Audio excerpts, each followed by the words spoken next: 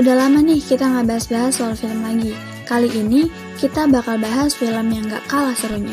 Judulnya adalah The Equalizer. Bagi kalian yang udah nonton, silahkan kasih rate ya dari 1-10, kira-kira berapa rate untuk film ini. Tapi, buat yang belum nonton, kalian nggak perlu bingung. Aku bakal ceritain filmnya seseru apa sih. Jadi, ini tuh tentang seorang laki-laki bernama Robert yang niat awalnya hanya ingin membebaskan wanita yang ia temui belakangan dari pekerjaannya, yaitu wanita malam. Tapi ternyata kasusnya menjadi panjang karena dia berurusan dengan orang yang penting di kalangan mafia di Rusia. Udah daripada kelamaan mending kita bahas aja filmnya. Tapi sebelum bahas, aku mau ingetin ke kalian untuk jangan lupa like, comment, and share video ini. Dan jangan lupa juga untuk subscribe ke channel kita, oke?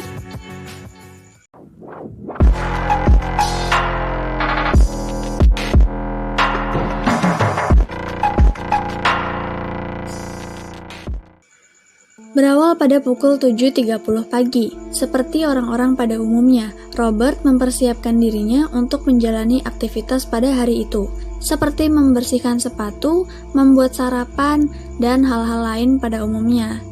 Setelah rapi dan siap, Robert menuju ke lokasi kerjanya.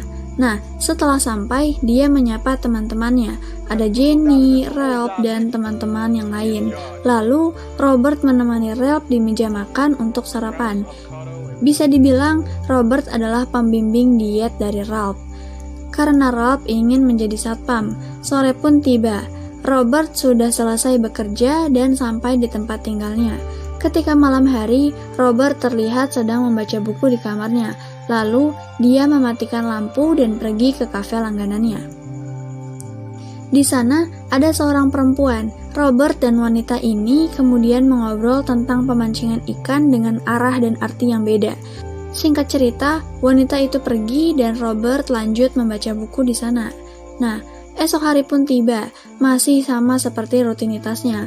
Pagi sampai sore bekerja dan malam ke kafe. Wanita tadi pun kembali ke kafe yang terdapat Robert di dalamnya. Ia melanjutkan obrolan tentang memancing ikan kemarin dengan Robert di kafe itu. Tiba-tiba, teleponnya berbunyi. Nah, dia mendapat telepon dari seseorang yang bernama Slavy, atasannya. Ternyata, wanita itu sudah dijemput oleh pelanggannya. Dan akhirnya ia pergi bekerja seperti biasa. Esoknya, Robert melatih Ralph olahraga agar berat badannya turun. Dan seperti biasa, dia pergi ke kafe langganannya. Dan disinilah Robert dan wanita itu berkenalan lebih lanjut. Mereka bertukar nama, membahas tentang mengapa Robert suka membaca buku dan hal-hal lainnya. Di sini baru diketahui nama gadis itu. Nama samarannya adalah Terry, dan nama aslinya adalah Alina. Dari obrolan ini, ada satu momen yang paling deep menurut Alina. Setelah ngobrol, mereka lanjut pulang bareng. Diiringi dengan obrolan-obrolan random, membuat tak sadar bahwa sedikit lagi mereka tiba di tempat tinggal Robert. Pas lagi say goodbye, tiba-tiba ada mobil yang menghampiri Alina. Keluarlah pria dan menampar Alina. Namanya Slavia. Ya, atasannya yang waktu itu menelpon. Lalu Alina dibawa pergi. Malam-malam selanjutnya, Robert mulai gelisah karena Alina tidak datang seperti biasanya. Jack, barista di kafe itu, bilang Alina sedang di ICU rumah sakit. Robert pun mengunjunginya. Pas sudah sampai di sana, Robert lihat ada temannya Alina yang sedang menjenguk juga. Ketika teman Alina sedang ambil minum, Robert mendekatinya dan menanyakan kabar Alina. Kemudian diceritakanlah kronologinya. Setelah mendengar kronologinya, Robert jadi berpikir apakah ini karena ucapannya pada malam kemarin. Robert memutuskan untuk datang ke ruangan Slavy agar bisa menebus Alina dengan $9.800. Namun Slavy menolaknya.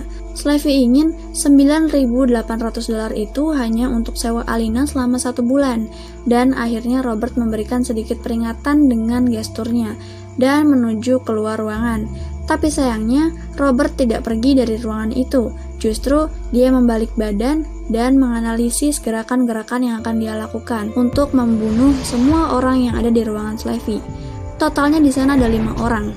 Satu persatu ia bunuh dan membiarkan Slavy mati dengan perlahan. Setelah semuanya beres, Robert kembali pulang dan membersihkan darah-darah di badannya. Keesokan harinya, Robert datang bekerja seperti biasa. Ralph menghampirinya dan memberitahu bahwa berat badannya sudah turun, dan besoknya akan mengikuti tes. Ralph juga sempat menanyakan tentang luka di tangan Robert akibat semalam, namun tidak dijawabnya. Sekarang, terlihat pria yang baru turun dari pesawat. Dia adalah Teddy Ransom, orang yang menangani kasus ini. Teddy minta kepada pengawalnya untuk langsung menuju ke TKP pembunuhan. Setelah sampai, dia menganalisis semua foto-foto korban dan kondisi di sana. Tapi belum cukup, dia juga meminta semua hasil rekaman CCTV ke pengawalnya. Keesokan harinya, Robert mendengar kabar bahwa Ralph tidak ikut tes satpam dan berhenti kerja. Lalu, Robert langsung menuju ke tempat Ralph. Ternyata, Ralph dan ibunya baru kena musibah. Rukonya kebakaran semalam. Jadi, hari ini Ralph harus beres-beres rukonya. Tak hanya diam, Robert juga ikut bantu Ralph. Di sisi lain, Teddy mulai bergerak ke pihak-pihak saingannya. Ketika sedang proses memastikan ada keterkaitan atau tidaknya mereka-mereka ini, Teddy menghabisi pihak Irlandia dengan maksud memberi pesan kepada pihak yang lainnya bahwa dia ada di sini. Di sisi lain, Robert sedang memastikan kronologi musibah yang dialami Ralph. Ternyata ada keanehan yang disebabkan oleh polisi sekitarnya, tapi ini baru dugaan. Malam hari pun tiba. Teddy sedang mencari tahu tentang Alina lewat temannya yang waktu itu diajak ngobrol juga sama Robert. Teddy bertanya di mana dia bisa menemui Alina, tapi temannya tidak memberikan informasi apapun dan mengaku bahwa mereka tidak seakrab itu. Tapi Teddy tahu dia berbohong, karena menurut wanita-wanita yang lain, dia adalah yang paling akrab dengan Alina. Teddy memastikan kepada Pashkin, atasannya, pemilik usaha jasa wanita malam ini, bahwa kejadian ini adalah spontan, tapi yang jelas, siapapun orangnya, dia adalah ahli dalam pembunuhan, karena jarang Teddy lihat cara membunuh seperti ini. Di tempat Ralph, terlihat ada 2 polisi. Kalau di Indonesia mah semacam minta uang keamanan gitu. Dan sempat menegur lemak-lemak di sekitar dapur akan mengakibatkan kebakaran. Nah, ketika mereka menuju mobil, Robert mengancam polisi ini untuk mengembalikan dan jangan pernah ganggu usaha keluarga Ralph atau dia akan menyebarkan video korupsi yang polisi itu lakukan. Dan benar, besok paginya polisi itu mengembalikan uang dari ibunya Ralph. Dan semuanya kembali normal.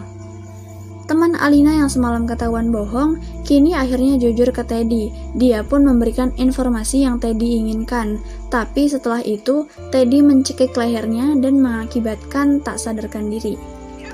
Terlihat Robert sedang bermain baseball. Ada pemandangan lain kali ini. Sekarang Ralph sudah lulus tes satpam dan berada di pinggir lapangan menggunakan seragam satpam miliknya.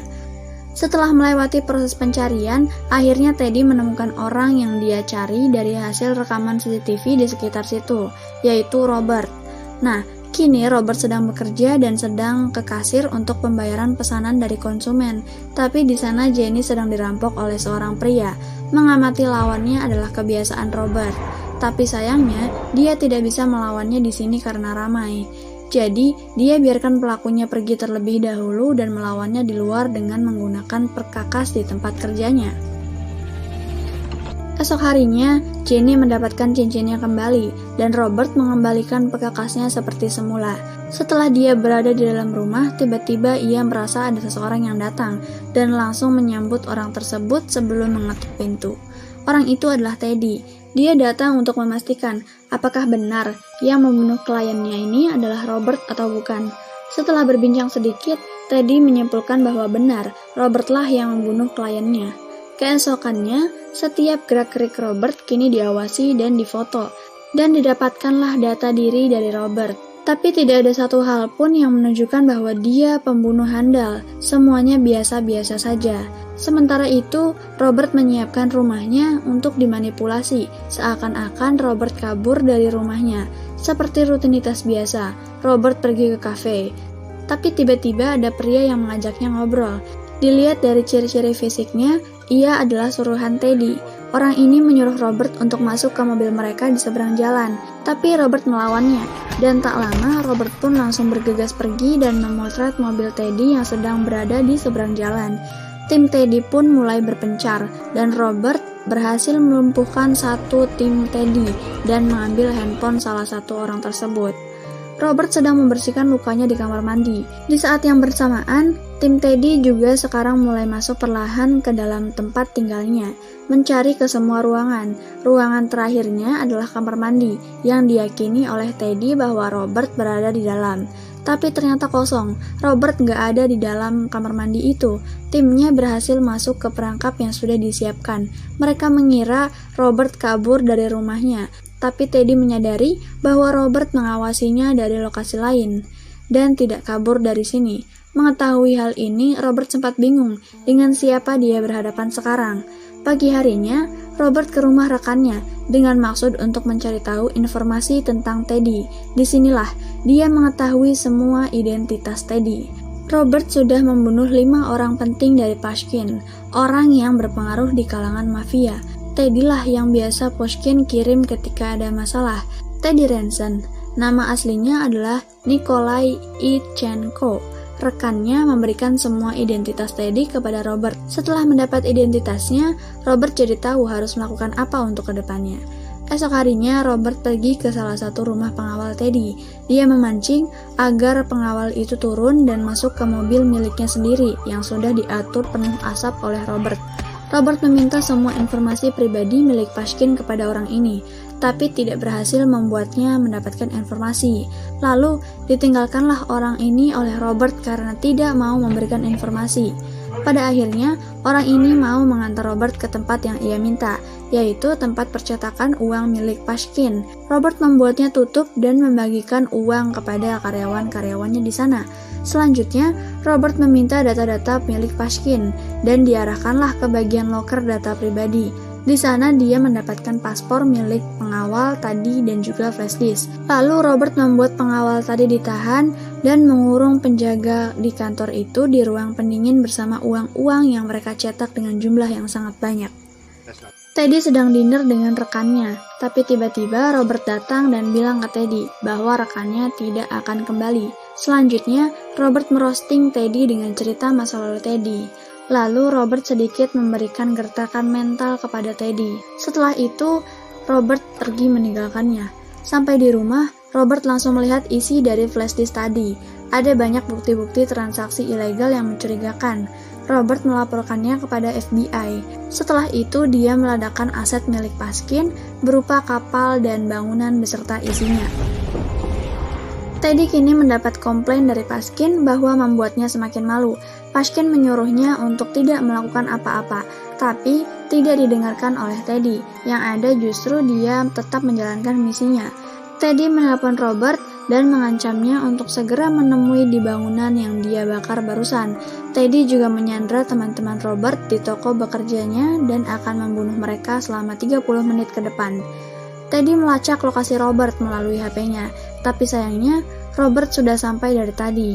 Robert meninggalkan HP-nya di bis agar tidak terdeteksi di mana lokasinya berada. Kini Robert mengalihkan perhatian mereka dengan menyalakan musik di toko. Ralph kini dibawa untuk mematikan musik itu. Kini Ralph dan satu tim orang Teddy berada di dalam ruang kendali. Robert sudah menunggunya di ruangan ini dan langsung menghabisi satu orang tim Teddy ini. Lalu Robert memancing satu orangnya lagi dengan cara menyuruhnya ke ruang kendali lewat HT yang mereka pakai. Ketika sudah sampai, orangnya langsung dihabisi juga oleh Teddy. Robert meminta Ralph untuk mengeluarkan semua orang dan jangan tinggalkan siapapun. Mereka bisa keluar lewat pintu belakang, dan Ralph langsung menjalankan perintah Robert ini. Kini Teddy sudah sampai di toko tempat Robert bekerja. Dia memerintahkan timnya untuk mencari para sandraan. Namun, Robert mematikan semua lampu utama di toko ini dan membuat perangkap untuk membunuh tim Teddy. Satu persatu berhasil Robert habisi, dan teman-temannya juga berhasil melarikan diri. Semakin membuat Teddy murka, Robert sempat tertembak oleh Teddy. Saat kondisi Robert mulai lemah, Ralph datang dan menolongnya. Karena Ralph ingat kata-kata Robert, jangan tinggalkan siapapun. Tim Teddy berhasil melihat ke arah Robert dan Ralph. Mereka kini ditembaki. Robert kini meminta Ralph untuk ke tempat saklar dan aktifkan semua listrik. Hanya 40 detik, dan ini diiyakan oleh Ralph. Sementara tim Teddy terus mencari di mana posisi Robert dan Ralph. Robert pun memasang bom di sekitar tim Teddy. Karena meledak, Kinney membuat pemadam otomatis di toko terbuka dan mengeluarkan air. Sementara Ralph mengumpat di dalam ruangan yang ada di dekatnya. Hampir saja Teddy menembak ke Ralph. Robert berhasil menembak Teddy dan melumpuhkan Teddy dengan tembakannya. Tembakan terakhir diarahkan ke leher Teddy dan bam, ini berhasil membunuh Teddy. Kini Robert meninggalkan Ralph dan menuju ke rumah Pushkin. Belum sampai di sini saja ceritanya. Masih ada pimpinan dari orang-orang yang sudah berhasil Robert bunuh, yaitu Pushkin. Kini Robert sudah sampai di kamar mandi Pushkin. Robert menyatakan bahwa dia menginginkan kepala ular. Kali ini, Robert tidak membunuhnya secara langsung dengan cara menembak atau membesetkan pisau atau segala macam.